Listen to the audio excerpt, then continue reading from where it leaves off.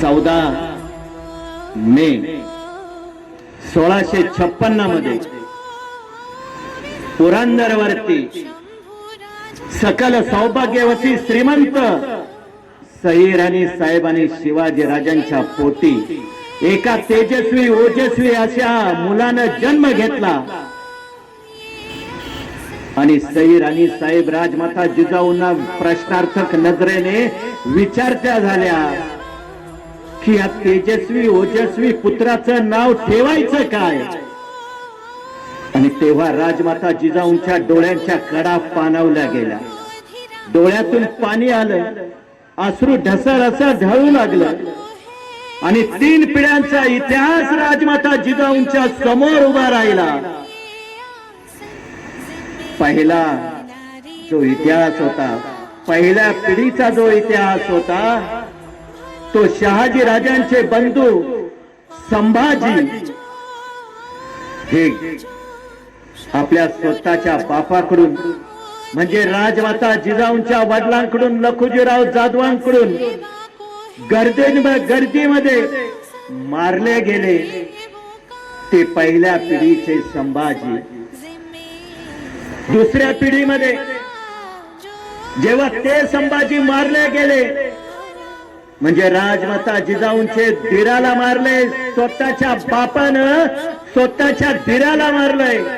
राजमाता जिजाऊ गरोदर आहेत आणि मग जेव्हा पहिल्या पुत्राला राजमाता जिजाऊंनी जन्म दिला तेव्हा त्या संभाजीवरून दुसऱ्या पिढीतल्या मुलाचं नाव ठेवलं संभाजी, म्हणजे शिवाजी राजांचे मोठे बंधू।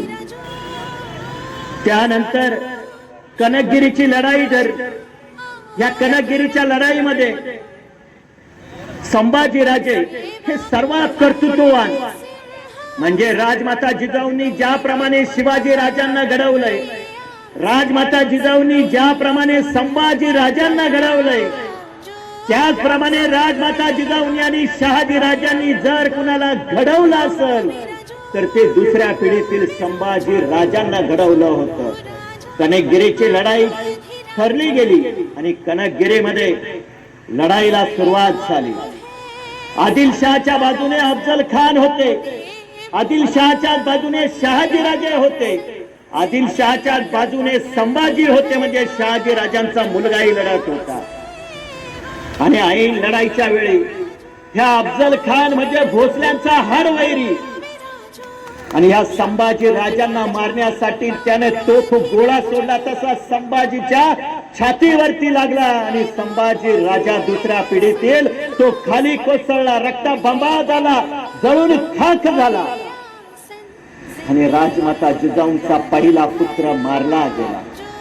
आणि पुन्हा तिसऱ्या पिढीमध्ये आता सकल सौभाग्यवती सईराणी साहेबांच्या पोटी ज्या पुत्रानं जन्म घेतला त्या पुत्राचं नाव काय ठेवायचं ही शिवाजी राजांची घालमेल पाहिली, राजमाता जिजाऊंची घालमेल पाहिली आणि शिवाजी राजे जवळ आले आणि नाव ठेवलं संभाजी राजे।